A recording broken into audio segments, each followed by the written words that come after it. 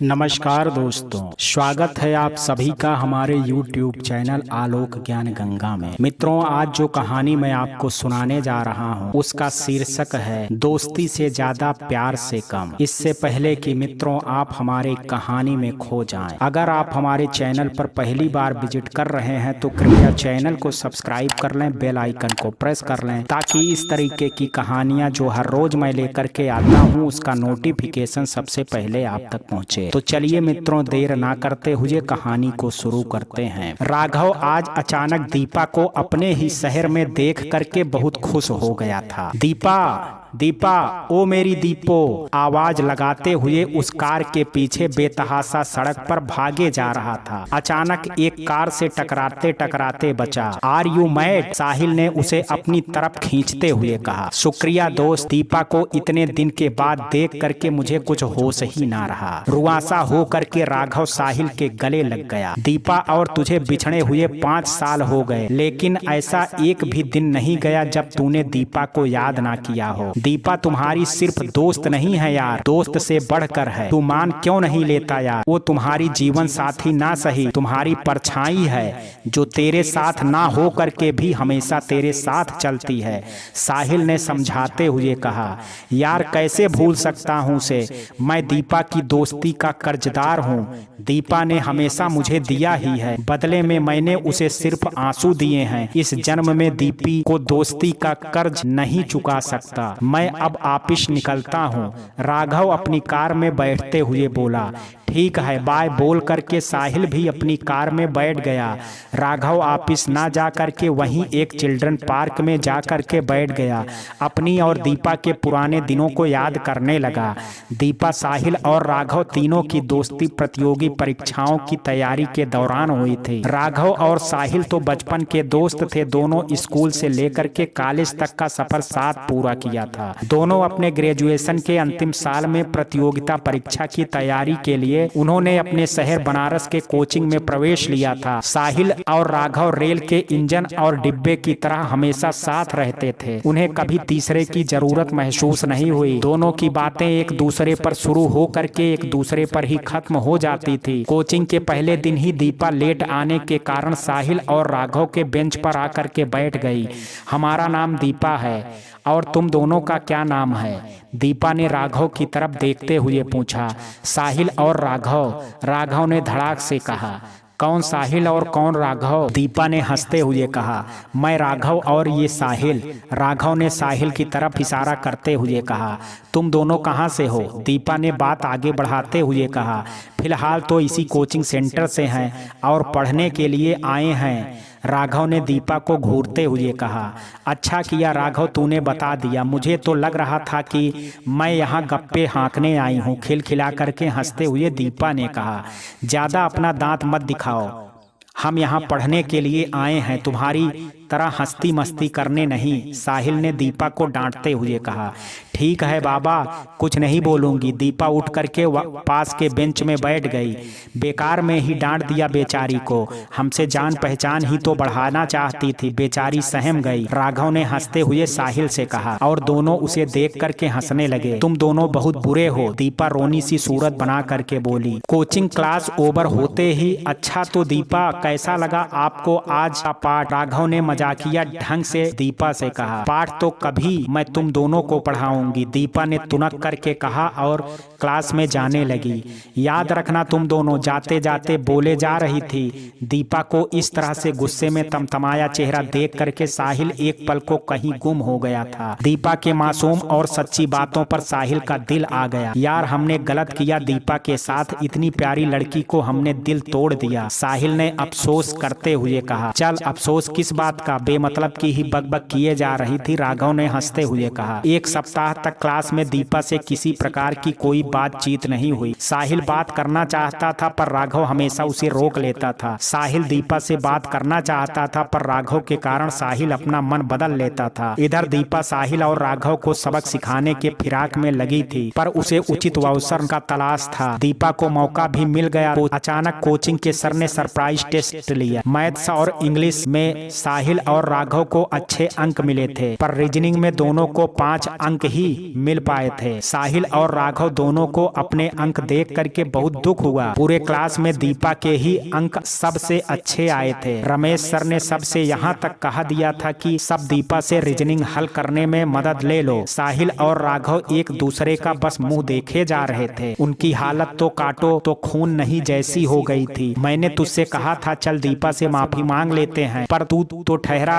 राघव अपनी अकड़ में रहता है हमेशा, साहिल ने चिढ़ते हुए कहा। कोई बात नहीं, दीपा हमारी जरूर मदद करेगी। अब देखो मेरा कमाल, राघव ने मुस्कुराते हुए कहा। दीपा हमसे दोस्ती करोगी? राघव ने हाथ बढ़ाते हुए कहा। क्यों नहीं, तुम दोनों की बड़ी कृपा होगी, मुझसे तुम दोस्ती जो कर रहे हो। दीपा ने मुंह बनाते हुए कहा। नहीं, ऐसा नहीं है, हम दोस्ती में कृपा नहीं करते हैं, राघव ने हंसते हुए कहा। चलो कोई बात नहीं, तुम सही से करते हो। और दीपा ने अपना हाथ साहिल की तरफ बढ़ा दिया। राघव को उसका हर फन मौला अंदाज बहुत पसंद आया और उस दिन से तीनों दोस्त बन गए। धीरे धीरे तीनों की दोस्ती प्रांगण होने लगी थी। कहने को तो तीनों दोस्त थे, पर दीपा राघव से ज्यादा बनती थी। दीपा राघव के लिए कुछ भी करने को तैयार रहती थी। ऐसा नहीं था साहिल से दीपा की दोस्ती नहीं थी, पर वो घनिष्ठता नहीं थी जो राघव और दीपा की दोस्ती में थी। ग्रेजुएशन में फाइनल एग्जाम होने वाले थे। अब तीनों का मिलना जुलना कम होने लगा था। अब तो दीपा समय निकाल करके राघव से मिल ही लेती थी। कॉलेज से आते वक्त साहिल और राघव को छोटा सा एक्सीडेंट हो गया। साहिल को छोटी मोटी चोटें आई, पर राघव दाएं हाथ की हड्डी टूट गई थी, जिसे उसकी सर्जरी करनी पड़ी थी। दीपा राघव के परिवार और साहिल के साथ मजबूती से खड़ी थी। राघव अपनी विधवा माँ की इकलौती संतान था और साहिल के लिए राघव उसका दोस्त भाई, सब तो राघव ही था। राघव की हालत में जब सुधार हो गया तब दीपा ने चैन की सांस ली। दीपा हॉस्पिटल में भी रोज मिलने को आती रहती थी। सबसे बड़ी चिंता की ये बात थी कि राघव एग्जाम देने के हालत में नहीं था। राघव को अपना एक साल बर्बाद होते नजर आ रहा था। तो हिम्मत मत हार, कुछ ना कुछ हल जरूर निकल आएगा, साहिल ने हिम्मत बढ़ाते हुए कहा। तभी एक कागज का टुकड़ा आगे बढ़ाते हुए कहा, देखो हमारे एग्जाम देने का परमिशन है, तुम्हारे बदले एग्जाम कोई और लिखेगा, तुम बोलते जाओगे और तुम्हारे बदले मैं लिखूंगी। दीपा ने मुस्कुराते हुए कहा। तुम कैसे, तुम्हारे भी तो पेपर हैं, राघव ने हैरानी से कहा। अरे मेरे और तुम्हारे पेपर अलग हैं, तुम आर्ट्स के स्टूडेंट हो और मैं कॉमर्स की, टेंशन की बात ही नहीं है, दीपा ने खुशी से कहा। मैं तुम्हारा एहसान कभी नहीं भूलूंगा। राघव के आंखों में आंसू बह निकले। हट पगले, दोस्ती में भी कोई बड़ी बात नहीं होती है, दीपा ने राघव को डांटते हुए कहा। राघव और साहिल ने एक साथ कहा, दीपा तुम्हारा दिल बहुत बड़ा है और तुम बहुत समझदार भी हो। दीपा अपनी पढ़ाई के साथ साथ राघव का हालचाल लेते रहते थे। एग्जाम का दिन आ गया, राघव बोलता जाता और दीपा लिखती जाती। इस तरह दोनों ने राघव का ग्रेजुएशन का पेपर कंप्लीट करवाया।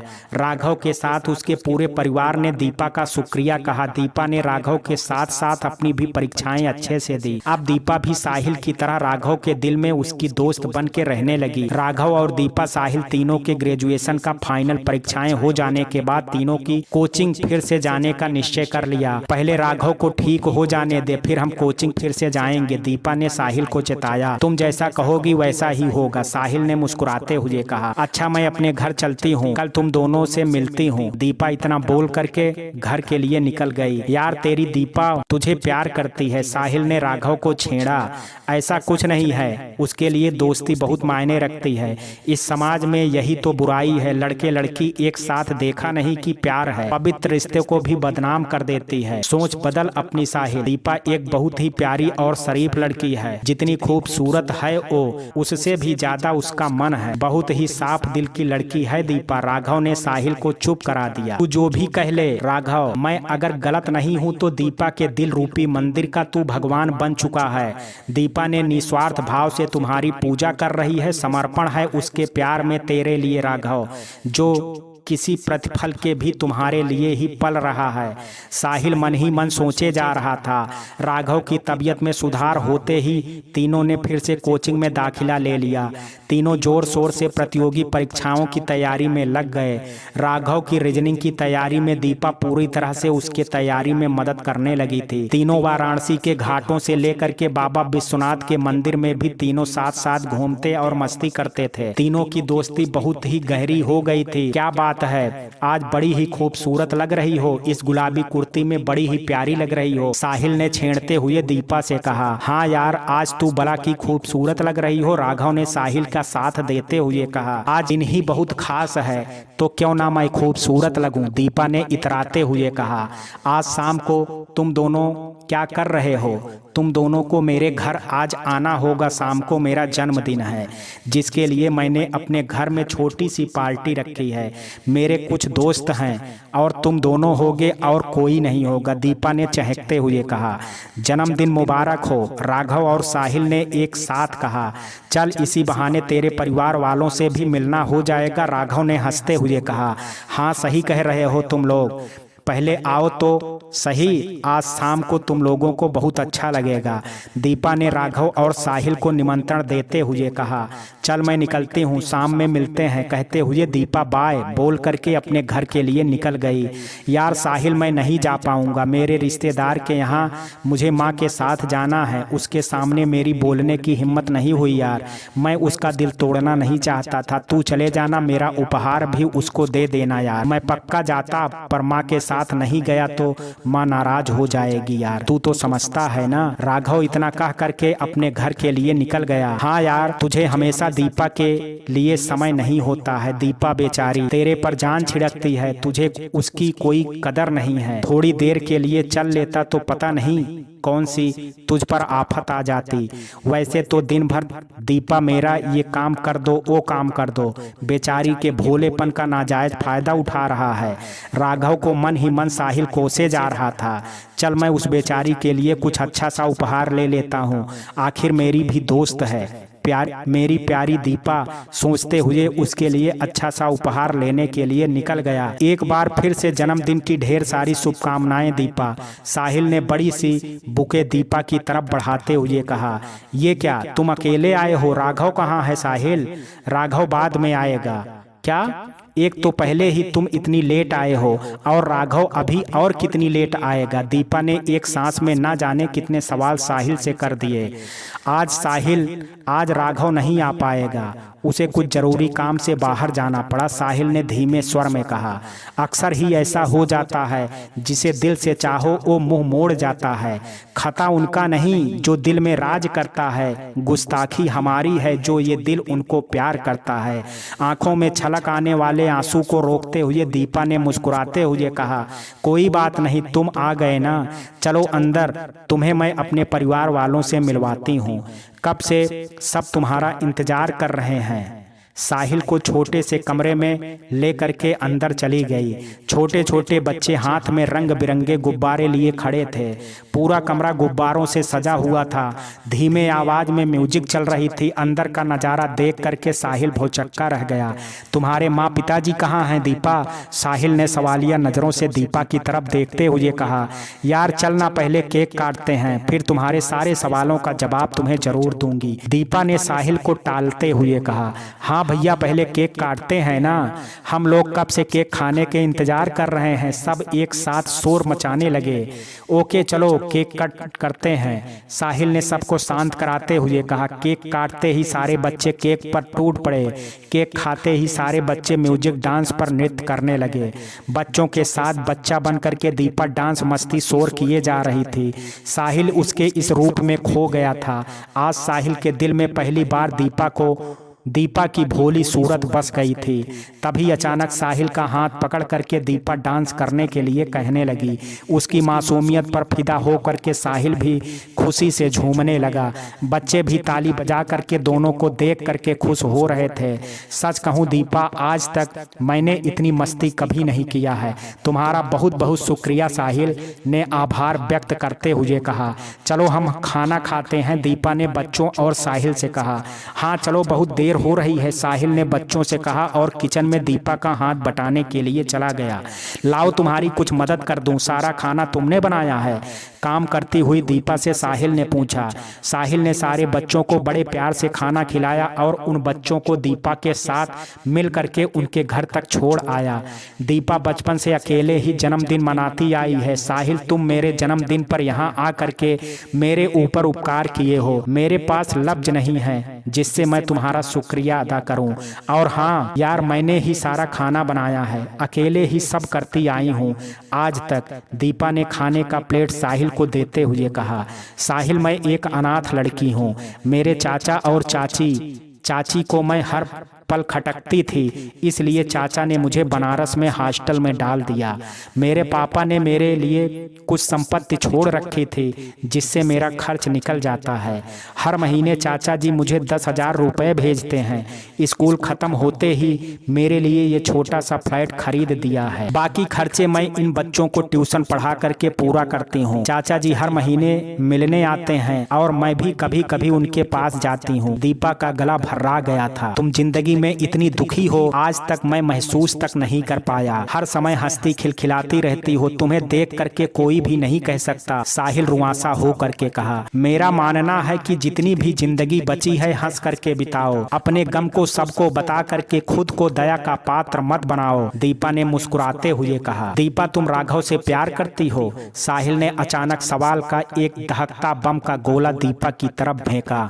नहीं साहिल, राघव मेरे लिए बहुत खास है। तुम इसे दोस्ती से ज्यादा कह सकते हो, पर प्यार है या नहीं ये तो मुझे भी नहीं पता है साहिल, दीपा ने भी बेधड़क कहा। इन सब बातों को छोड़ो और हमें अपने आने वाली परीक्षा के परिणाम और आगामी प्रतियोगी परीक्षाओं के बारे में चिंतित होना चाहिए। दीपा ने अपनी बातों का मुख मोड़ दिया। हाँ ठीक है, पर ये तुम्हारे लिए गिफ्ट है मेरे और राघव के तरफ से, एक घड़ी देते हुए साहिल ने कहा। बहुत ही प्यारी है, इन सब की क्या जरूरत थी? मैं ये नहीं कहूँगी, तुम अगर नहीं देते तो मैं तुमसे अपना तोहफा लड़ करके लेती। दोनों खिलखिला करके हंस दिए। तभी दीपा का फोन बजने लगा। राघव का फोन देख करके दीपा ने फोन कट कर दिया। साहिल, बात कर लो राघव से दीपा, उसे अगर जरूरी काम नहीं होता तो कभी भी नहीं जाता। अच्छा अब चलता हूँ, कह करके साहिल ने दीपा से विदा लिया। दीपा गुस्से में आकर के राघव के साथ साथ साहिल से बात करना बंद कर दिया। 2-3 दिन तक दीपा ने साहिल और राघव से मुलाकात नहीं की और न ही राघव को फोन पर बात की। तभी उनका ग्रेजुएशन का परीक्षा परिणाम आ गया। दीपा ने अपने पूरे कॉलेज में टॉप किया था। राघव और साहिल ने प्रथम श्रेणी में पास किया था। साहिल और राघव दीपा के घर पहुंच गए। मुबारक हो दीपा, राघव ने खुशी से नाचते हुए कहा। क्या हुआ, तुम इतने दिन से मुझसे फोन पर क्यों नहीं बात कर रही हो? मुझसे नाराज हो क्या? राघव ने दीपा को मनाते हुए कहा। नहीं यार, मैं थोड़ी बीमार थी, दीपा ने मायूस हो करके कहा। क्या यार, तुम बता सकती थी, साहिल ने चिंतित हो करके कहा। अब कैसी है तू? तुम ठीक तो हो? चल बाहर चल करके पार्टी करते हैं, राघव और साहिल ने एक साथ कहा। तुम दोनों कितने बुरे हो, खासकर राघव तुम।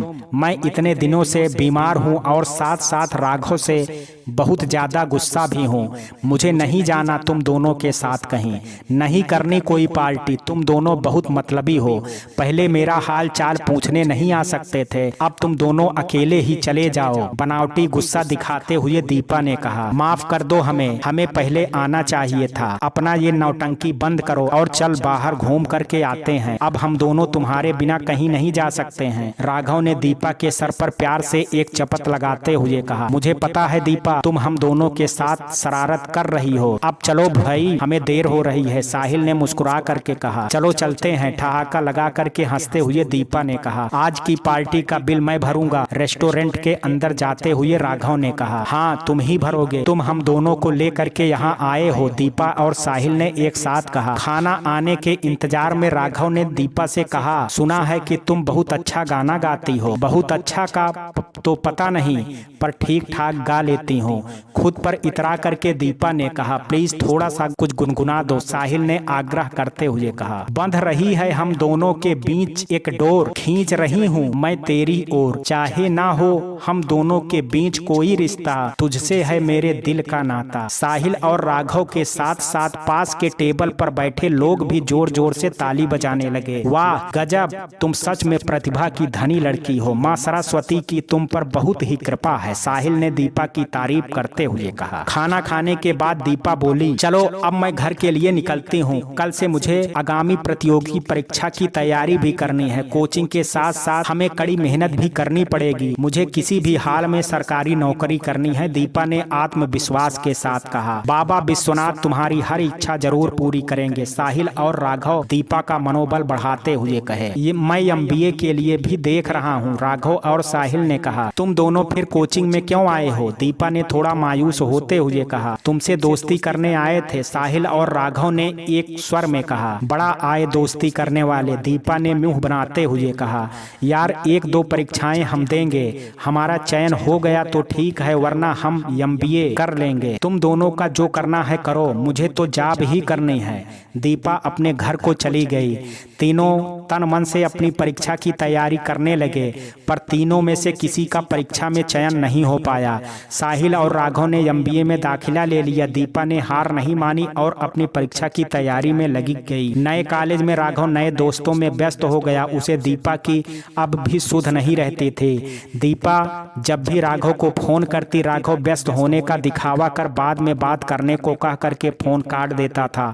साहिल ने दीपा का कभी साथ नहीं छोड़ा, वह कभी फोन तो कभी खुद ही मिलने आ जाता था। साहिल दीपा से हमेशा मिलता रहता था और उसका ख्याल भी रखता था, उसे कभी एकांकी महसूस नहीं होने देता। दीपा तुम 2 दिनों के लिए मेरे घर आ सकती हो, मेरी बहन रिम्मी की शादी है, साहिल ने निमंत्रण देते हुए कहा। क्यों नहीं, कब है शादी, मैं जरूर आऊंगी, दीपा ने चहकते हुए कहा। अगले सप्ताह, साहिल ने दीपा को हंस करके कहा। मेरी रिम्मी तुमसे मिल करके खुश हो जाएगी। शादी से 1 दिन पहले दीपा का साहिल और राघव लेने के लिए आए। क्या यार राघव, तुम तो मुझे भूल ही गए, शिकायती लहजे में दीपा ने कहा। यार नया कॉलेज, नए लोग, नया सिलेबस था, थोड़ा व्यस्त हो गया था, राघव ने व्यस्तता का रोना रोने लगा। ज्यादा मत दिखाओ तुम व्यस्त हो गए हो, इतनी भी कोई कभी व्यस्त नहीं होता है, बात अहमियत की है, हमारी दोस्ती की कोई अहमियत नहीं है राघव तुम्हारी नजरों में, तलखी के साथ दीपा ने कहा। माफ कर दो बाबा, अब से ऐसी गलती नहीं होगी, तू और राघव तो मेरे दोस्त हो और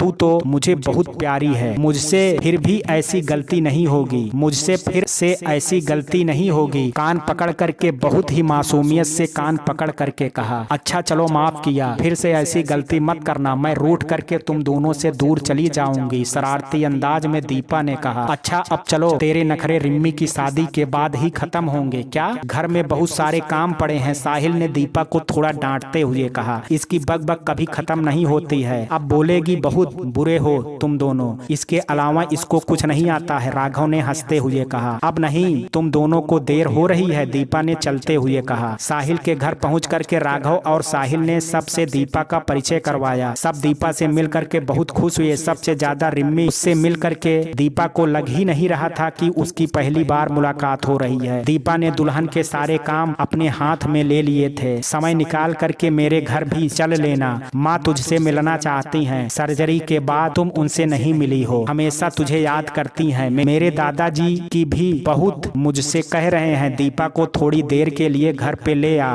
राघव ने दीपा से आग्रह किया।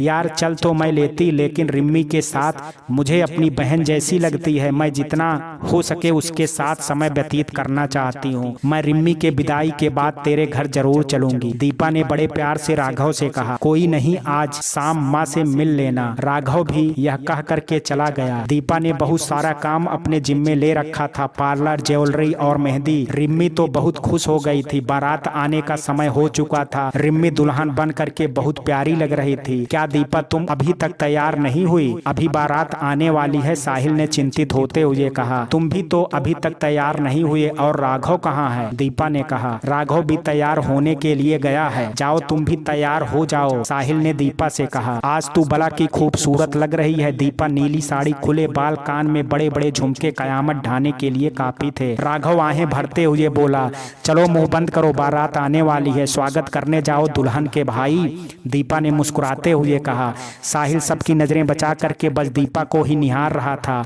तभी सामने से आते हुए फोटोग्राफर को दीपा ने कहा, भैया हम तीनों की अच्छे से एक तस्वीर निकाल दो। साहिल ने तो दीपा को अपने आंखों के कैमरे में हमेशा के लिए कैद कर लिया था। तीनों की तस्वीरें लेते ही साहिल और राघव बारात के स्वागत के लिए बढ़ गए। साहिल देख सामने हूर की परी आ रही है, पीली लहंगे वाली। राघव धीमे से स्वर में बोला, यार वो तो रिम्मी की ननद है। साहिल ने चुटकी काटते हुए कहा, पिट जाएगा तू, इसलिए आज तक रिम्मी की ससुराल मुझे नहीं लेकर के गया। आज तो रिम्मी के साथ मेरी भी विदाई हो, और सुन, रिम्मी के साथ उसके ससुराल आज मैं जाऊंगा, तू नहीं, समझ ले, वरना। राघव ने धमकाते हुए कहा, जा चाची जी से बात कर ले, उनको भी मिलवा दे, अगले साल जब मिलते ही शादी कर लेना। साहिल ने मजाक में कहा, चल पहले इनकी स्वागत करते हैं, अगले साल इनसे करवानी है अपनी स्वागत। राघव ने हंसते हुए कहा, चल ठीक है, मैं माँ को भी दिखा दूंगा, अब सगाई करवा दी दो मेरी इनसे। नाम क्या बताया तूने? राघव ने मुस्कुराते हुए पूछा। मजनू मियाँ कंचन नाम है, पर थोड़ा संभल करके, घर में किसी को कुछ पता नहीं चलना चाहिए, खासकर दीपा को, साहिल ने समझाते हुए कहा। हाँ यार, तू भी ना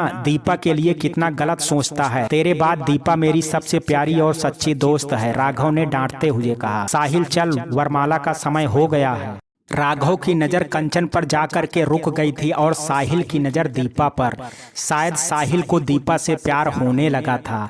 शादी के सारे रस्म रिवाज की अदायगी अच्छे से हो गई थी। रिम्मी भी विदाई की रस्म चल रही थी। दीपा और रिम्मी दो सगी बहनों की तरह फूट फूट करके रोई। सारी रस्में खत्म होने के बाद जब दीपा ने अपने घर जाने की अनुमति मांगी तो साहिल की मां ने दीपा को भारी मन से विदा किया। दीपा रिम्मी की ननद कंचन, तुझे कैसी लगी? राघव ने दीपा से पूछा। बहुत ही प्यारी और सुलझी लड़की लगी, पर तुम क्यों पूछ रहे हो? दीपा ने घूरते हुए राघव से कहा। मैंने माँ से बात कर ली है, अगले साल कंचन से ही शादी करूंगा। राघव ने अपने दिल की बात बताते हुए कहा। कंचन क्या चाहती है, तूने उससे बात की? दीपा ने हंसते हुए पूछा। चल मुबारक हो तुझे, पहले क्यों नहीं बताया? हमेशा तू मुझे पराया कर देता है। एक बात बता, कैसी दोस्ती है तुम्हारी? दीपा ने शिकायत का पुलिंदा बांधते हुए राघव से कहा। शादी के बाद कॉलेज के भाग दौड़ में चाह करके भी तुझे नहीं बता पाया। दीपा माफ कर दे, राघव ने प्यार से कहा। दीपा, हमारा भी प्लेसमेंट का समय आ रहा है, 6 महीने बचे हैं, अब बस जम करके पढ़ाई कर, अच्छी से जॉब लेनी है। रिम्मी ने अपने ससुराल में बात कर ली है, जॉब लगते ही मेरी शादी करवा देगी। राघव की आंखों की खुशी और चमक में दीपा कहीं खो गई थी। उसने आधी बातें सुनी और आधी सुन भी नहीं पाई। वो तो उसकी खुशी के भाव विभोर हुए जा रही थी। मैं तुझसे कुछ कह रहा हूँ, राघव ने झकझोर करके उसे जगाया। हाँ सुन रही हूँ, तू शादी करने वाला है, सब सुन लिया। दीपा थोड़ा झेंप गई। अच्छा अब चलता हूँ, समय मिलेगा तो फिर मिलूंगा। राघव बाइल बोल करके चला गया। कैसे जाने दूं तुझे, किस हक से रोक लूं तुम्हें? ना खता तुम्हारी है ना दोष मेरा है। चाहती क्या हूँ जब मैं खुद को भी इससे अनजान हूँ। दिल तेरी चाहत से मगरूर है, दोस्ती के हाथों मजबूर है। टूट कर चाहूंगी अब तू ही मेरा गुरूर है। दीपा जाते हुए राघव को देख करके गुनगुनाने लगी। अब तीनों अपने अपने सपने पूरा करने में पूरी लगन से जुट गए। दीपा हर हाल में जॉब करना चाहती थी। देखते देखते 6 महीने बीत गए। दीपा की मेहनत रंग लाई और सरकारी बैंक में सहायक मैनेजर के पद के लिए उसका चयन हो गया। दीपा ने खुश होकर के राघव को फोन किया। हेलो राघव, तुम और साहिल आज शाम को मेरे घर आ जाना, तुम दोनों को एक खुशखबरी देनी है। यार मैं तो आज नहीं आ पाऊंगा, मेरी कल जॉब इंटरव्यू है। राघव ने इतना कह करके फोन कट कर दिया। दीपा ने आंखों से आंसू छलक आए। फोन की घंटी बजने लगी। दीपा ने फोन उठाया। सामने साहिल था। फोन पर कैसी है तू? जिंदा हूँ। दीपा बेतहासा रोने लगी। हेलो क्या हुआ? साहिल घबराहट में पूछे जा रहा था। तू रो मत, मैं अभी तेरे पास आ रहा हूँ, बोल करके साहिल ने फोन कट कर दिया। थोड़ी देर बाद ही साहिल दीपा का डोरबेल बजाने लगा। दरवाजा खोलते ही, तू सच में यहाँ आ गया बुद्धू? दीपा ने हड़बड़ाते हुए कहा। ये सब छोड़, तू अभी तक रो क्यों रही है? देख तेरी आंखें सूज गई हैं, कितनी डरावनी लग रही हो तुम। अपने आप को देखो, पहचान में नहीं आ रही हो। साहिल ने उसके चेहरे पर हंसी लाने को कहा। तुम इतनी दुखी क्यों हो? किसी ने कुछ कहा? तुम्हारी परीक्षा का परिणाम आने वाला था, तुम्हारा चयन नहीं हुआ, इसलिए परेशान हो क्या? साहिल ने गंभीरता से पूछा। दीपा ने डपटा। मेरा चयन हो गया है और मैं खुशी में रो रही थी। साहिल सारी स्थिति से अवगत हो चुका था। दीपा राघव को ना कहने के वजह से परेशान थी। थोड़ी देर पहले राघव ने उसे फोन पर बताया था तुम शाम में दीपा के घर चले जाना, कोई खुशखबरी हमारे साथ बांटना चाहती है। राघव भी हर बार दीपा की खुशी को अनदेखा कर देता है। अभी कुछ दिन पहले की ही तो बात है जब चाची जी की तबीयत खराब थी। दीपा ने रात दिन ना देखा, उनकी खूब सेवा के साथ साथ पूरे घर का भी ख्याल रखा। साहिल मन ही मन राघव को कोस रहा था। क्या हुआ, क्या सोच रहे हो? दीपा ने सवाल किया।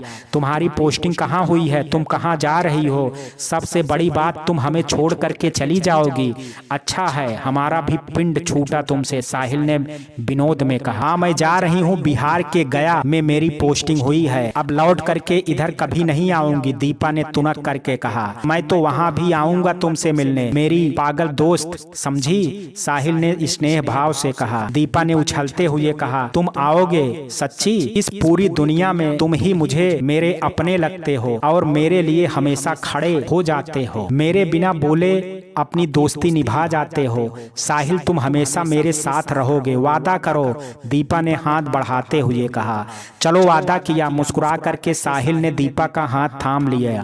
ना मोहब्बत ना प्यार, दोस्त तू मेरा परिवार, ना कोई अपना ना कोई गैर, तू ही मेरा संसार, तू ही देता है खुशी अपार, तेरी दोस्ती है मेरी दौलत भरमार। तुम कभी भी खुद को अकेला मत समझना, जब भी जरूरत पड़े बेझिझक मुझे याद कर लेना, तुमको गया तक मैं छोड़ करके आऊंगा। साहिल इतना कह करके जाने लगा। मेरे जाने की बात राघव से मत कहना, मैं राघव से मिले बिना जाना चाहती हूँ, दीपा रोते हुए बोली।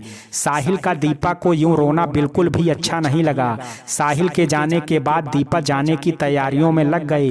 दीपा को जिस साथ और अपनापन की उम्मीद राघव से थी, राघव उसे नहीं दे पाया। इस रिश्ते के कारण उसके दिल में फफोले उठ रहे थे। दीपा अपने दिल में उठ रहे फूलों को दबा देना चाहती थी। अब राघव की उपेक्षा को और नहीं झेलने का मन बना करके दीपा अपनी जिंदगी की शुरुआत करने का प्रण ले लिया था। अभी फोन की घंटी बजी। हेलो दीपा, बधाई हो।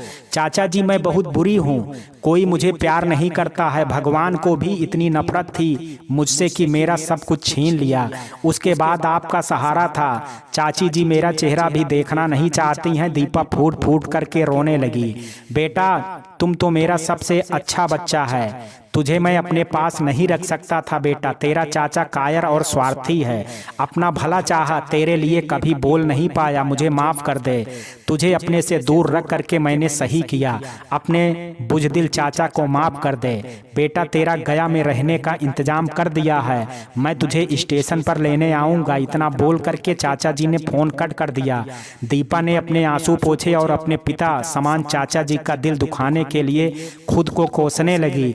डोरबेल की आवाज आई। दरवाजा खोलते ही सामने राघव और साहिल थे। मुझे छोड़ करके जाने का सोच रही थी, अब तो हम बोझ लगने लगे होंगे। हम जैसे दोस्त की क्या जरूरत है, पर मैं भी राघव हूँ, इतनी आसानी से पीछा नहीं छोड़ पाऊंगा। दीपा, राघव ने तंज कसते हुए कहा। गुस्सा मुझे होना चाहिए, उल्टा मुझे सुना रहे हो, दीपा ने मुंह बनाते हुए कहा।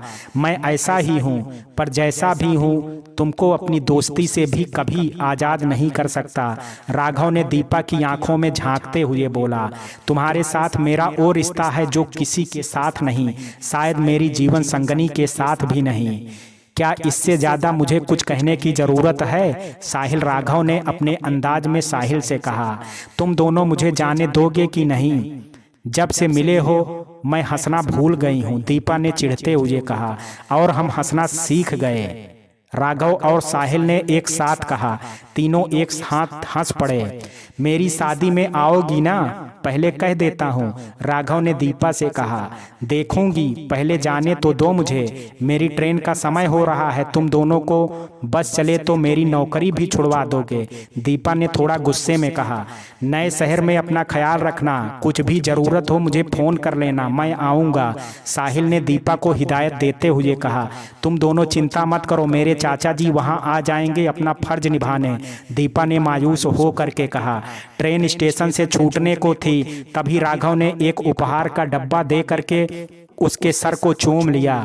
खुद को कभी अकेला मत समझना। इतना कह करके राघव बिजली की तरह फुर्ती से ट्रेन से नीचे भागा।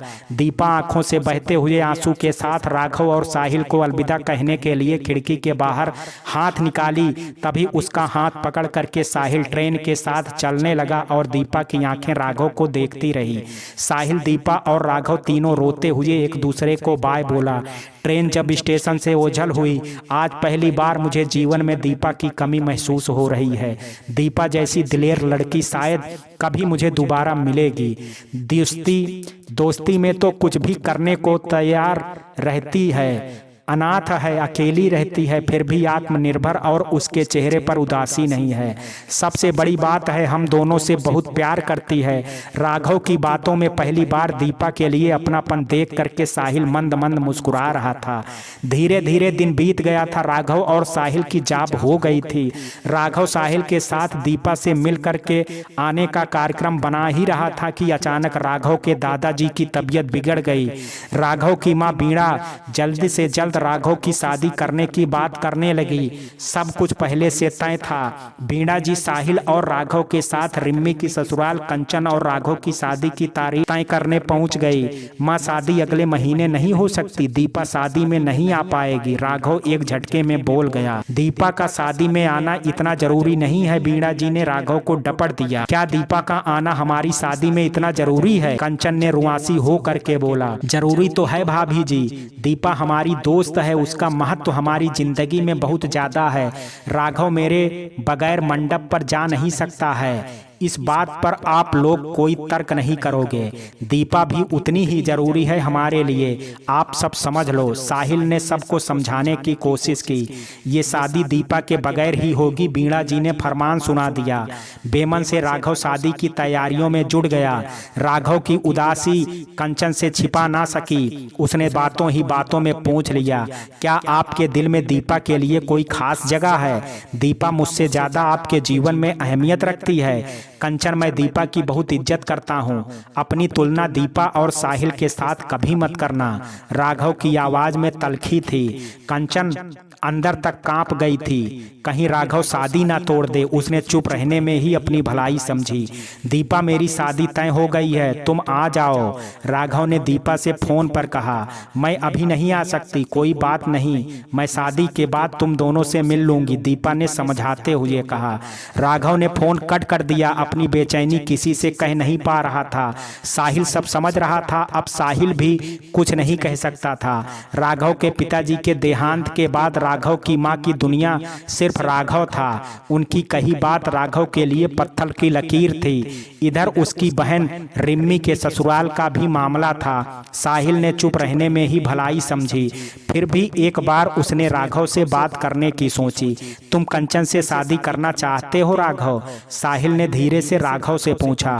नहीं दोस्त, दीपा का नहीं आना मुझे बुरा लग रहा है, तुम नहीं समझोगे, राघव ने गले लगते हुए साहिल से कहा।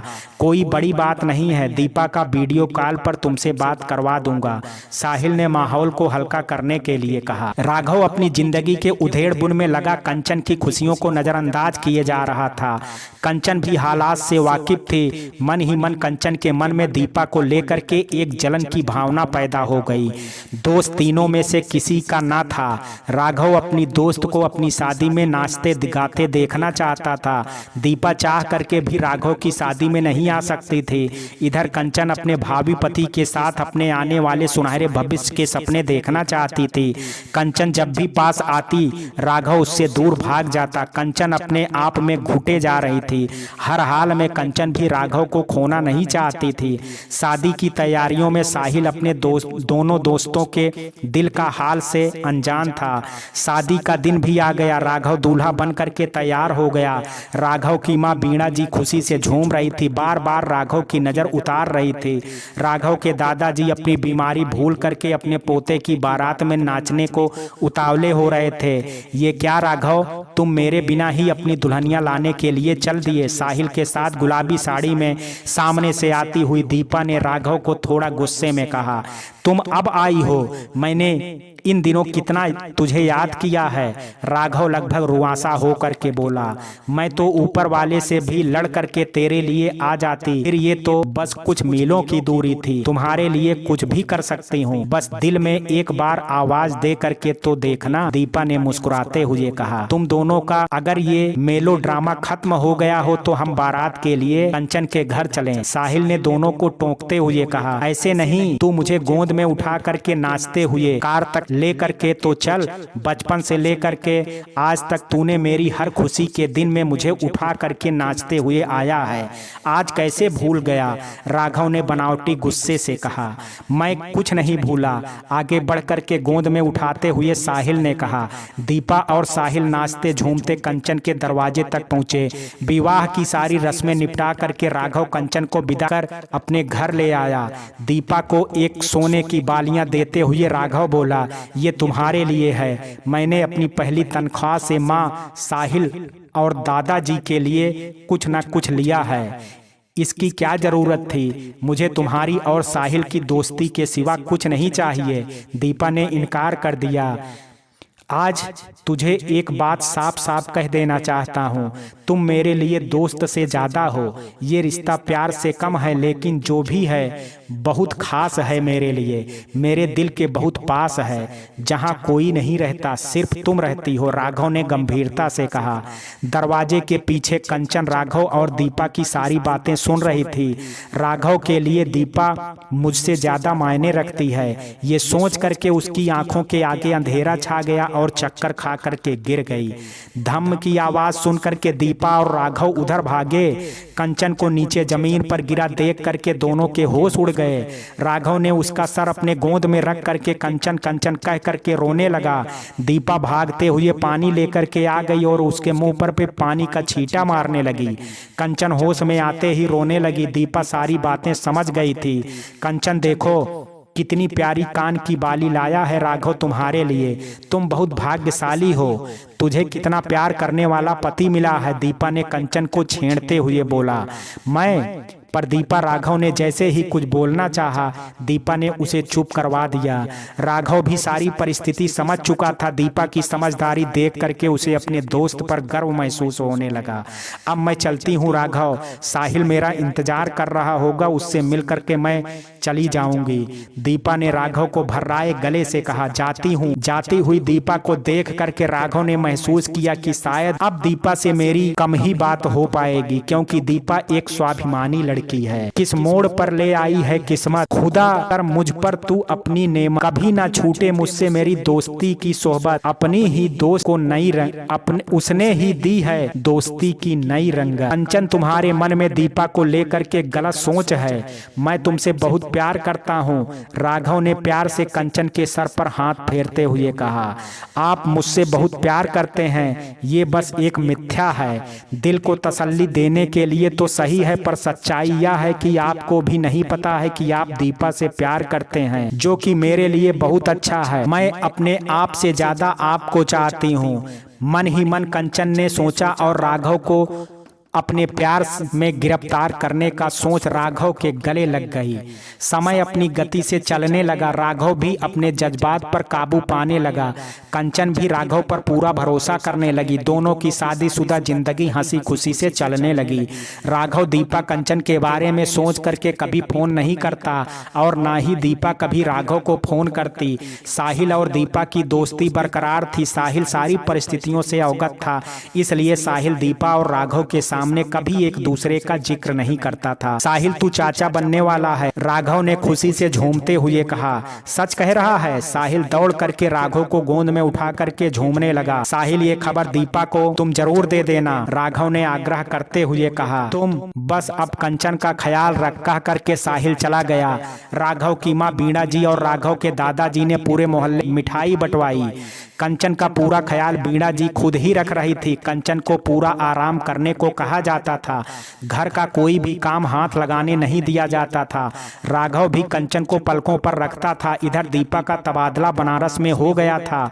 साहिल ने राघव को बताया, दीपा के चाचा जी भी 2 साल के लिए अमेरिका सपरिवार चले गए हैं। बेचारी बहुत दुखी हो रही थी। साहिल ने कहा। राघव कुछ बोलने ही जा रहा था, तभी सामने से आती हुई कंचन को देख करके चुप हो गया। कल उसके बैंक में जा करके दीपा से मिल करके आता हूँ, राघव मन ही मन सोच करके खुश हो गया। हेलो मैनेजर साहिबा, राघव ने मुस्कुराते हुए दीपा से कहा। तुम यहाँ? दीपा राघव को देख करके चौंक गई। मुद्दतों बाद मिले, इन आंखों को आज आराम मिले, मिट जाएं सारे गिले शिकवे, आ दोस्त हम आज ऐसे गले मिले। मैनेजर नहीं, अभी मैं सहायक ही हूँ और तुम हमेशा बुद्धू ही रहोगे, दीपा ने हंसते हुए कहा। तुम कभी नहीं बदलोगी दीपा, हमेशा हर बात को मजाक में ही लेती हो, राघव ने दीपा के सर पर एक चपत लगाते हुए कहा। मुबारक हो दोस्त, तुम्हारे घर में एक नया मेहमान आने वाला है, दीपा ने चहक करके कहा। अब मैं चलता हूँ, तुमसे बाद में मिलता हूँ, कह करके राघव जाने लगा। तभी उसका फोन बज उठा। हेलो बेटा राघव, तू जल्दी घर आ जा, कंचन सीढ़ियों से गिर गई है, उसे अस्पताल ले जाना है। ठीक है माँ, राघव ने घबरा करके फोन काट दिया। क्या हुआ राघव, कोई परेशानी है क्या? दीपा ने हड़बड़ा करके पूछा। हाँ यार, कंचन सीढ़ियों से गिर गई है, मैं डॉक्टर को फोन कर देता हूँ और मैं भी घर जाता हूँ, राघव ने रुआंसा हो करके कहा। दीपा भी साथ चलने के लिए आगे बढ़ी, पर कुछ सोच करके साथ जाने से खुद को रोक ली। राघव क्या हुआ? चलो, राघव ने हड़बड़ाते हुए कहा। मुझे बैंक में जरूरी काम है, मैं नहीं जा सकती, दीपा ने जाने से साफ साफ मना करते हुए कहा।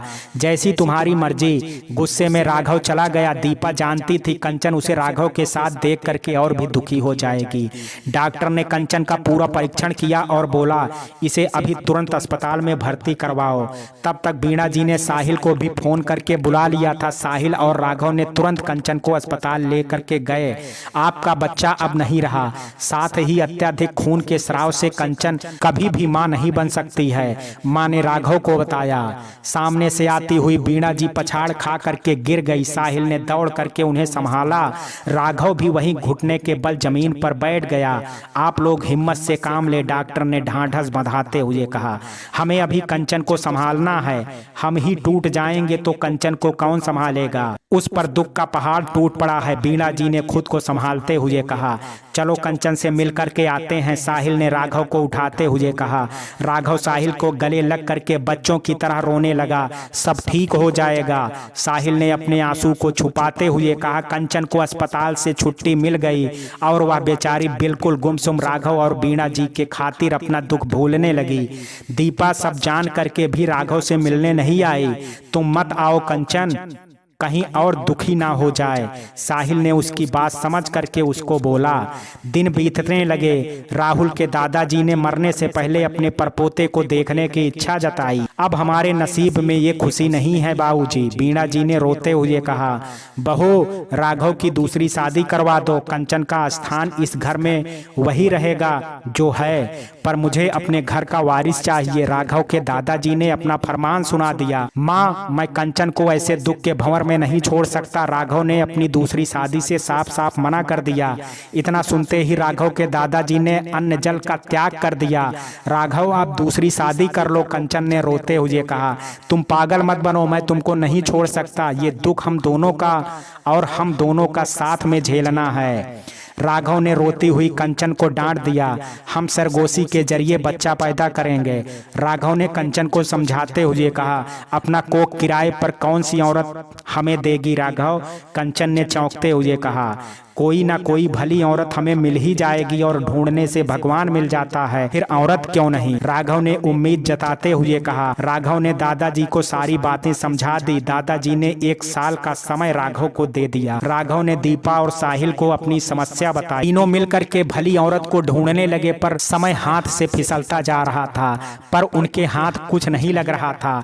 तभी दीपा ने हमेशा की तरह राघव की मदद के लिए आगे हाथ बढ़ाया। साहिल ने दीपा को ऐसा करने से मना किया। दीपा किसी की बात सुनने को तैयार नहीं थी। साहिल तलखी में, दीपा ये बहुत बड़ा निर्णय है, इससे तुम्हारी पूरी जिंदगी दांव पर लग जाएगी। अभी तुम्हारी शादी भी नहीं हुई है, तुम अपने चाचा जी को क्या बताओगी? दोस्ती में कुर्बान हो जाना कहाँ की समझदारी है? ये कोई मजाक का विषय नहीं है जिससे तुम अपनी हंसी में उड़ा दोगी। तुम पागल मत बनो। दीपा गंभीरता से, साहिल सब हो जाएगा। मैंने अपनी पूरी जिंदगी शादी नहीं करने का निर्णय लिया है। मेरी जिंदगी तो सूनी है। मैं राघव की जिंदगी को रंगों से भर देना चाहती हूँ। मैं राघव के प्रति अपने प्रेम को जग के सामने उजागर नहीं कर सकती। मैं तो राघव की पुजारन बन करके बस उसकी पूजा करना चाहती हूँ। मैं जानती हूँ साहिल तुम्हें मेरी फिक्र है, पर सच मानो मैं ये राघव के लिए नहीं वरन अपनी खुशी के लिए कर रही हूँ। मैं अगर नहीं करूँगी तो कौन करेगा राघव की मदद? मैं चाचा जी की बहुत इज्जत करती हूँ, इसलिए उनके अमेरिका से लौटने तक सब हो जाएगा, उन्हें कुछ पता ही नहीं चलेगा। साहिल, कंचन तुम्हें अपना दुश्मन मानती है, मन ही मन तुमसे बैर रखती है। ऊंच नीच हो गई तो तुम अकेले सब कैसे संभालोगी? मैं तुम्हारे इस निर्णय में तुम्हारे साथ नहीं हूँ। दीपा, तुम मेरे हर निर्णय में साथ हो। मेरा जीवन भर परछाई बन करके साथ देने का वचन दिया है तुमने साहिल, और कुछ ऊंच नीच हो गई तो मुझे पता है मेरे हर कदम पर तुम मेरे साथ हो। साहिल ने ना चाहते हुए भी दीपा की हाँ में हाँ मिला दी। कंचन ये सुन करके थोड़ा दिल में घबरा गई, पर इन दिनों राघव को अपने प्रति प्रेम याद करके खुद को तसल्ली दी। राघव कभी उसके साथ दगा नहीं करेगा। कंचन ने इस विषय पर दीपा से खुल करके बात करने की सोच रही थी कि सामने से दीपा ने आकर के उसके दिल में उठने वाले हर झंझावत पर लगाम लगा दी। कंचन, मेरी अपनी कोई सगी बहन नहीं है। मुझे बहनों का प्यार क्या होता है नहीं पता है। रिम्मी मुझे बहुत अजीज है। मेरे कारण उसका शर्म से अपने ससुराल में सर झुक जाए, ऐसा मैं कभी होने नहीं दूंगी। इस बात पर मेरे भरोसा करना, राघव तुम्हारा है और हमेशा तुम्हारा रहेगा। मैं राघव को तुमसे छीनने के लिए तुम्हारी मदद नहीं कर रही हूँ, मेरा यकीन करो बहन। दीपा ने अपने दिल की सारी बातें सच्चाई के साथ कंचन को बता दी।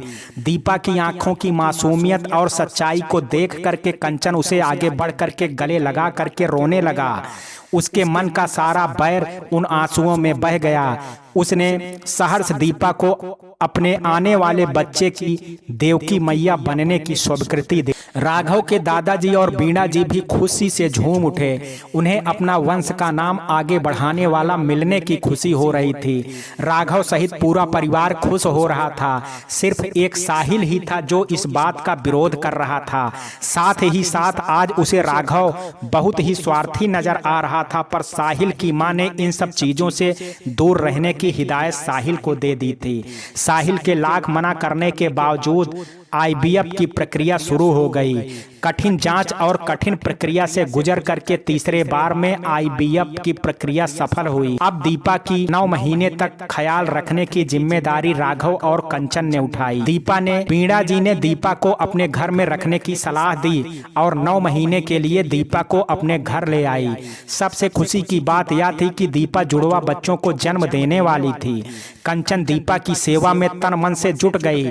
दोनों में सगी बहनों से भी ज्यादा प्यार हो गया था। शुरू के दिनों में सब अच्छे से हो रहा था, पर कुछ दिनों के बाद ही दीपा कंचन को खटकने लगी। राघव का दीपा का ख्याल रखना और दीपा का राघव के प्रति चुलबुला व्यवहार कंचन को खटकने लगा। राघव ऑफिस से भी दिन में 4 बार बस दीपा के बारे में ही पूछता और ऑफिस में आकर के सीधे दीपा के कमरे में चला जाता। बीणा जी दिन भर दीपा दीपा कह करके दीपा के आगे पीछे रहती। रही सही कसर साहिल का दीपा से खास लगाव उसके मन में दीपा जलन की भावना पैदा कर दी। कंचन को दीपा की किस्मत से जलन होने लगी थी। कंचन अब चिड़चिड़ी होने लगी थी। वह अब उखड़ी उखड़ी रहती थी। दिया को खरी खोटी सुनाने भी नहीं चूकती थी, जिस वजह से उसे बीणा जी और राघव कंचन को भला बुरा कह देते।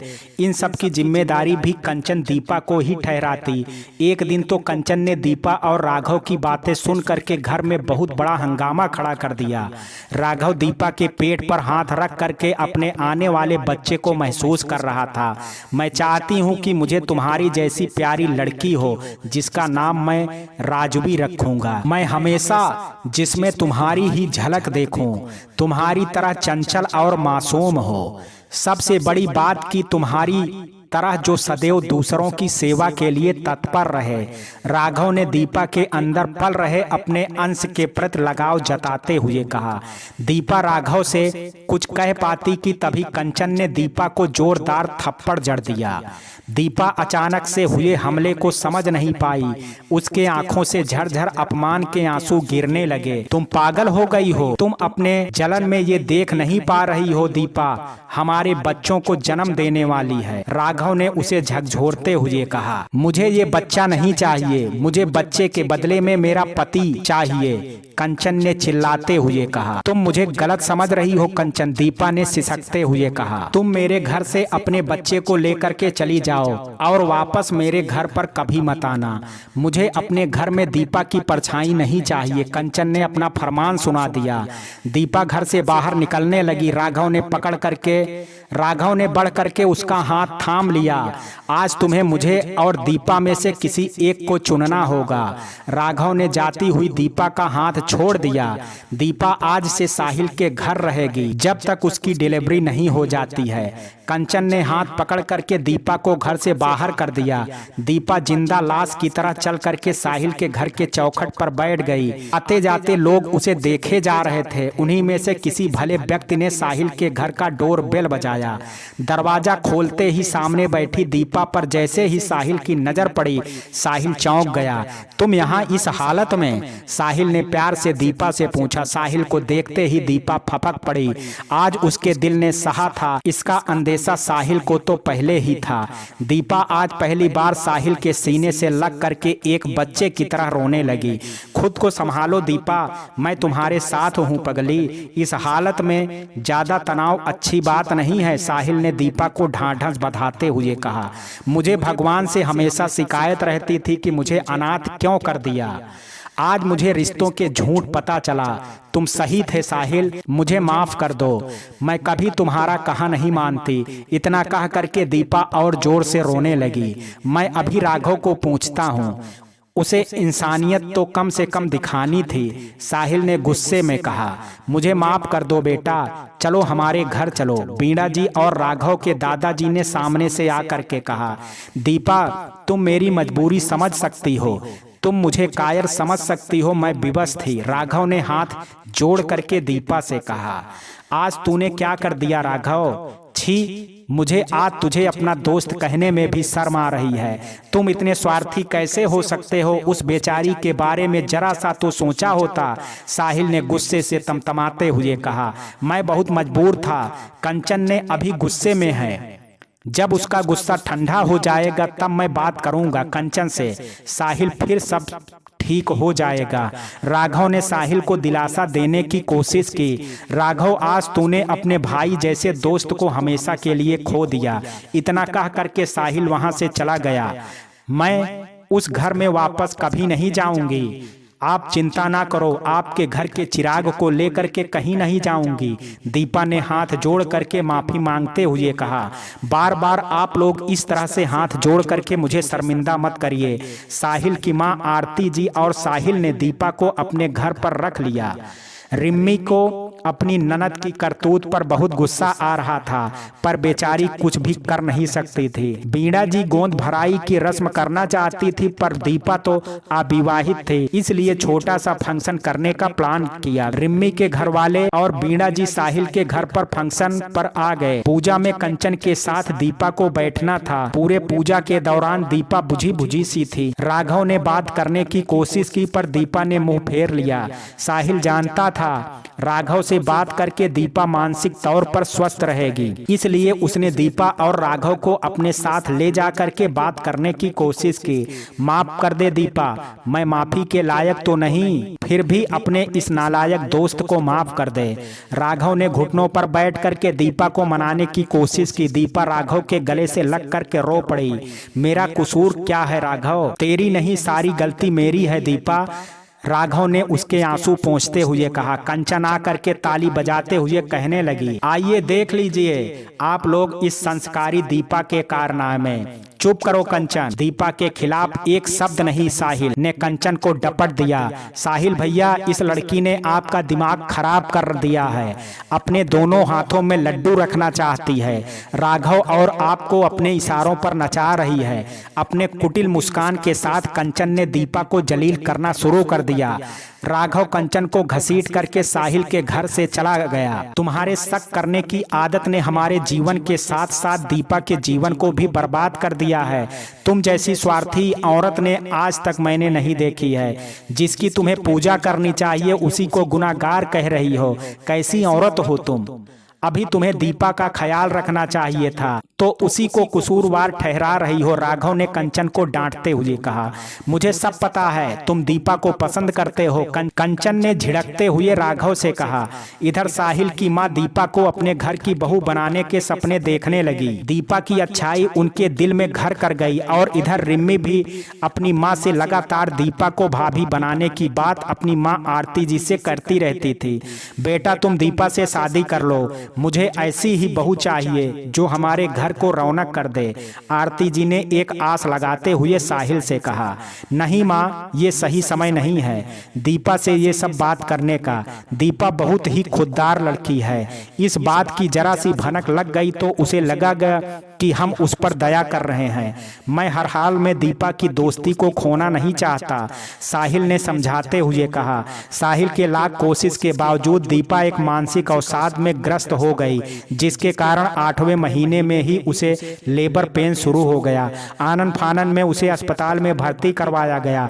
एक सफल ऑपरेशन के बाद दीपा ने एक लड़का और एक लड़की को जन्म दिया। कंचन, राघव और बीणा जी खुशी से झूम उठे। साहिल तो मानो पागलों की तरह झूमने लगा। डॉक्टर, लड़का तो स्वस्थ है पर लड़की के दिल में छेद है। डॉक्टर ने राघव और उसके परिवार वालों से कहा। हमारा कुलदीप बिल्कुल ठीक है ना डॉक्टर।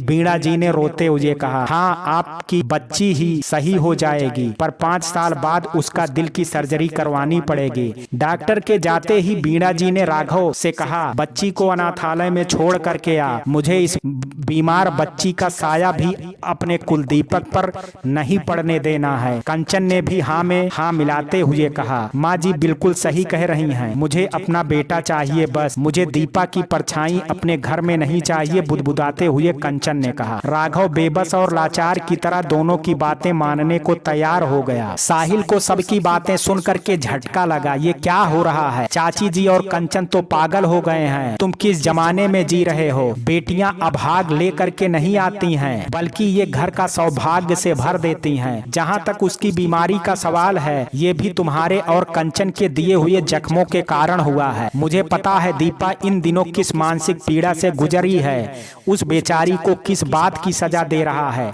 साहिल सबको समझाने की नाकाम कोशिश करता रहा। कंचन, भगवान ने एक बार में ही तेरी आंचल खुशियों से भर दी है। तुम्हारे बेटे की कलाई हमेशा सूनी रह जाएगी। बहन के रहते भी राखी के दिन उसकी आंखें जरूर अपनी बहन को ढूंढेंगी। साहिल गिड़गिड़ाते हुए कंचन के कदमों में गिर गया। बहुत हुआ साहिल, बंद करो गिड़गिड़ाना। मैं तुम्हारा अपमान बर्दाश्त नहीं कर सकती। मैं जिंदा हूँ अभी। मेरी राजवी इन पाषाणों के घर नहीं जाएगी। दीपा ने चीखते हुए साहिल से कहा। हम राजवी की सारी जिम्मेदारी उठाएंगे। तुम भी चाहती हो ना तुम्हारा बेटा अच्छे से पले और उस पर कोई मनहूसियत का साया ना पड़े। बीणा जी ने हाथ जोड़ करके दीपा को समझाने की कोशिश की। माँ सही कह रही हैं दीपी। मैं राजवी के खर्च के लिए हर महीने पैसे भेजता रहूंगा। उसके इलाज का सारा खर्च भी मैं उठाऊंगा। साथ ही साथ राजवी का इलाज महंगे से महंगे अस्पताल में कराऊंगा। राघव ने दीपा से नजरें चुराते हुए कहा। एक जोरदार तमाचा जड़ते हुए दीपा ने राघव को, चुप हो जाओ राघव, कितना और गिरोगे? आज के बाद मुझे दीपी मत कहना कभी। तुम ये हक खो चुके हो। अपनी मासूम आंखों से अंगारे बरसाते हुए दीपा राजवी को लेकर के वहां से जाने लगी। जाते हुए एक बात बोलना चाहती हूँ कंचन, तुमसे आज मुझे पता चला भगवान ने तुमसे माँ बनने का सौभाग्य क्यों छीन लिया। तरस आ रहा है तुम पर, तुम्हारी ममता पर। तुमने आज माँ शब्द को भी अपमानित किया है। दीपा अपनी बेटी को लेकर के इन स्वार्थी लोगों की बस्ती से बहुत दूर चली गई। उसने अपना तबादला कहाँ करवाया? राघव और साहिल को उसने साफ साफ कह दिया था। राघव को पता नहीं चलना चाहिए। नए शहर में दीपा राजवी को लेकर के आ गई, बिल्कुल अकेली। नवजात बीमार शिशु का पालन करना मुश्किल था।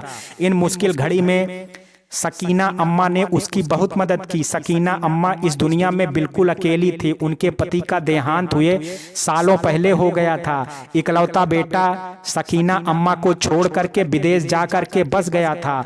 अपने मकान का एक हिस्सा किराए पर दे रखा था। अपना जीवन यापन कर रही थी।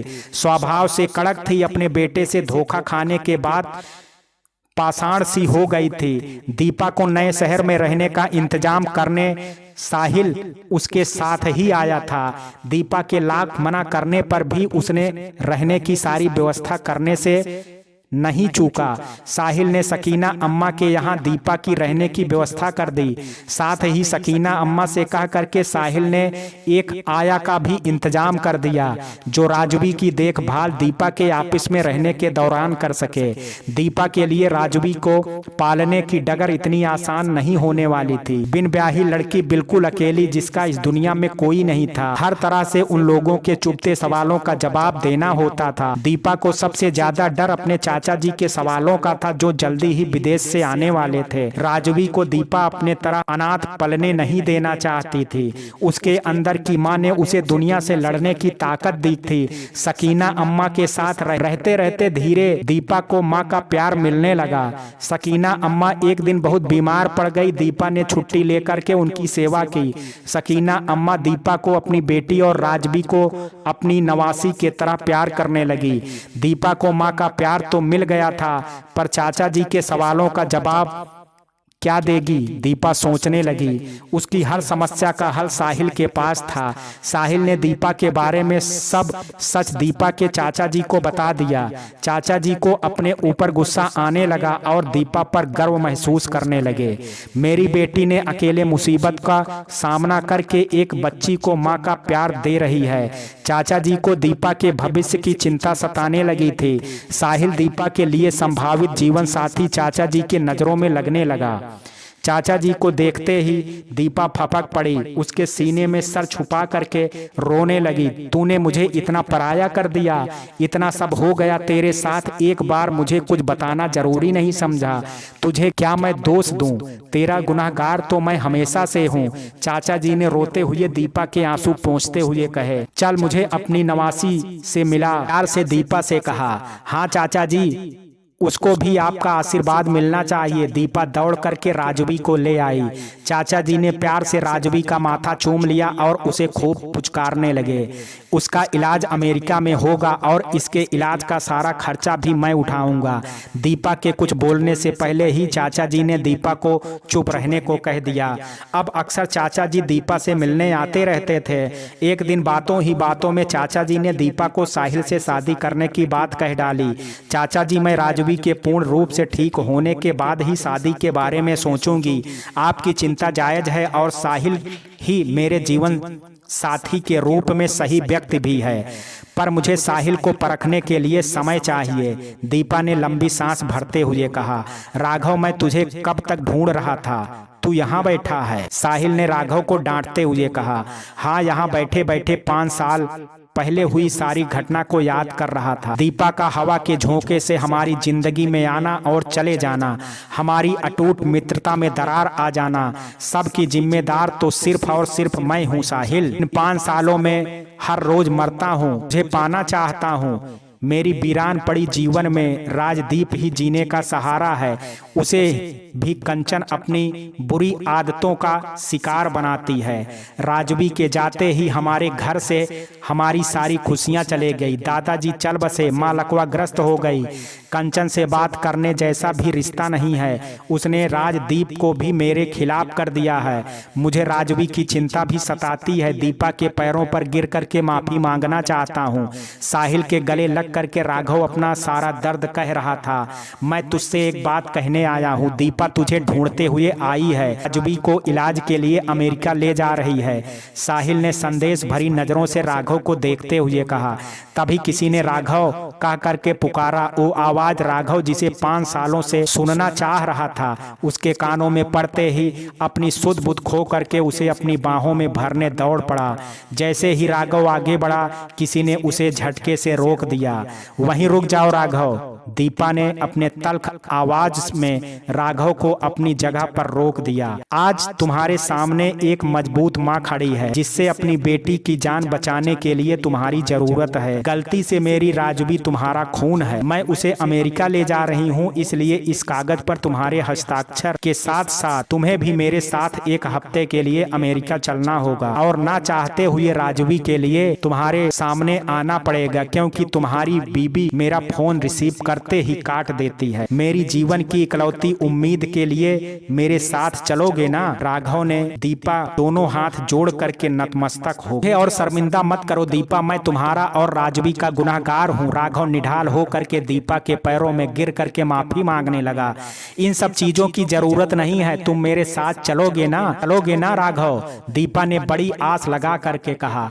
राघव जरूर जाएगा दीपा, सामने से साहिल ने कहा। आज तक तुम राघव की गलतियों पर पर्दा डालते आए हो। क्या सिर्फ राघव ही तुम्हारा दोस्त है? मेरे हर कदम पर तुमने मेरे साथ दिया है, पर राघव को गलत करने से रोक तो नहीं? दीपा ने घूरते हुए साहिल से कहा। मेरी कमजोरी है राघव, पर इन 5 सालों में राघव ने भी बहुत कुछ सहा है दीपा। साहिल ने दीपा को समझाने की कोशिश की। साहिल, मैं राघव के द्वारा ये शब्द सुनना चाहती हूँ और एक बार अपने बेटे से भी मिलना चाहती हूँ। दीपा ने अपनी इच्छा जता दी। हाँ जरूर जाऊंगा। अतीत में की गई गलती के लिए मैं बहुत शर्मिंदा हूँ। मैं तुम्हारी माफी के लायक तो नहीं, फिर भी हो सके तो मुझे माफ कर देना, राघव ने गिड़गिड़ाते हुए कहा। मेरे मन में तुम्हारे लिए कुछ भी नहीं है। मैंने तुम्हें कब का माफ कर दिया। मैंने तो तुम्हारे कारण सिर्फ पाया है राजवी जैसे बेटी, जिस बेटी को पा करके मेरे दिल को मरुस्थल आबाद हो गया है, और एक नायाब चीज हासिल की, दोस्ती मिली, जिसका कर्ज मैं इस जीवन में उतार नहीं सकती।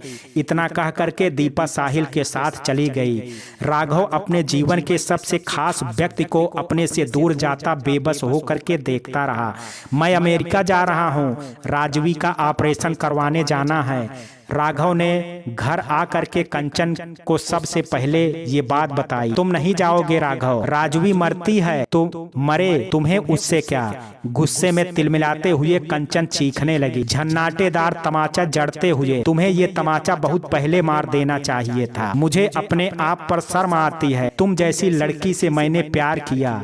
मरती है मरे, ये कैसे शब्द तुमने अपनी बेटी के लिए निकाले? तुम अपने स्वार्थ में इतनी अंधी हो गई हो कि सही और गलत का फर्क करना ही भूल गई हो।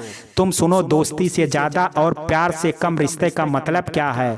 तुम्हें अक्सर इस बात से शिकायत रही है ना मुझसे। दीपा मेरी दोस्त से बढ़ करके हमेशा रहेगी। दोस्ती में भी एक मर्यादा रेखा खींची होती है।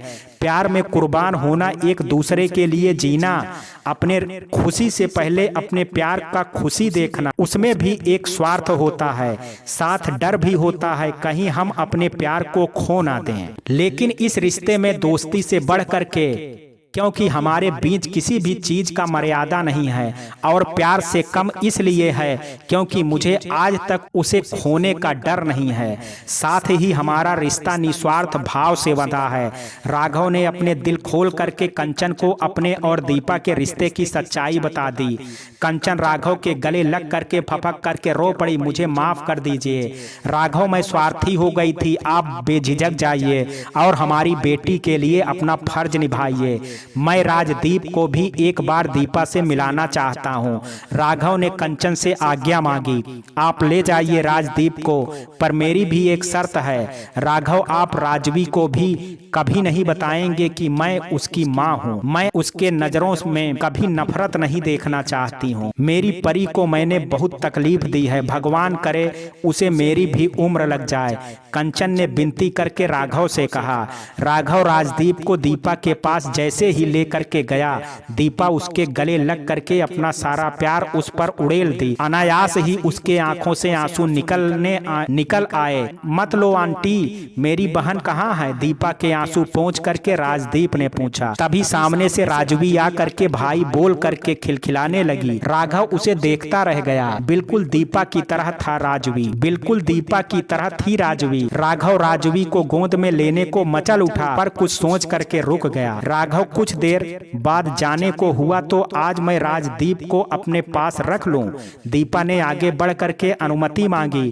कंचन से पूछ करके बताता हूं, तुम बुरा मत मानना, पर कंचन एक पल भी राजदीप से दूर नहीं रह सकती। राघव ने अपनी व्यवस्था बता दी।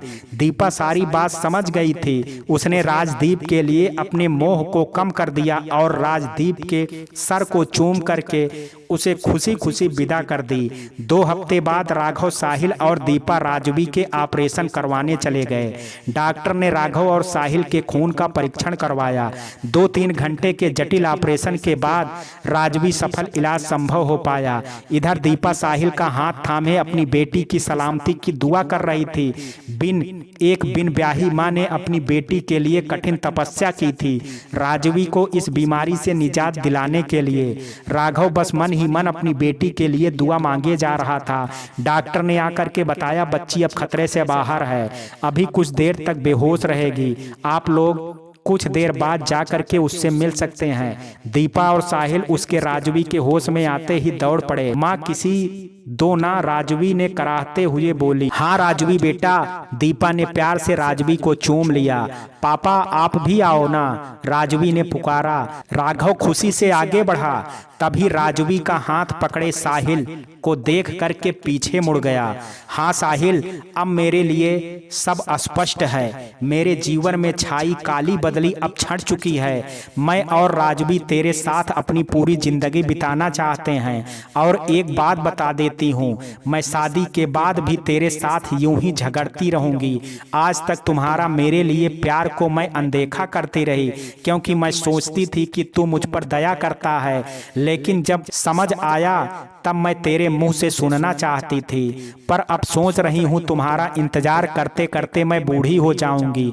दीपा सिसकने लगी। साहिल ने आगे बढ़ करके उसके आंसू पोंछते हुए कहा, तू भी वादा कर जीवन भर हंसते मुस्कुराते रहेगी। मुझे जिंदा दिल दीपा पसंद है, समझी बुद्धू? कह करके दोनों ठहाके लगा करके हंसने लगे। राघव और दीपा और साहिल के लिए खुश हो करके कंचन को खुशखबरी देने के लिए निकल गया। तो मित्रों, ये कहानी आपको कैसी लगी? आप अपनी राय मुझे कमेंट बॉक्स में जरूर दीजिएगा।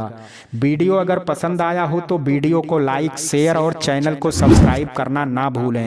कल मिलते हैं एक नई कहानी के साथ, तब तक के लिए जय हिंद, जय भारत।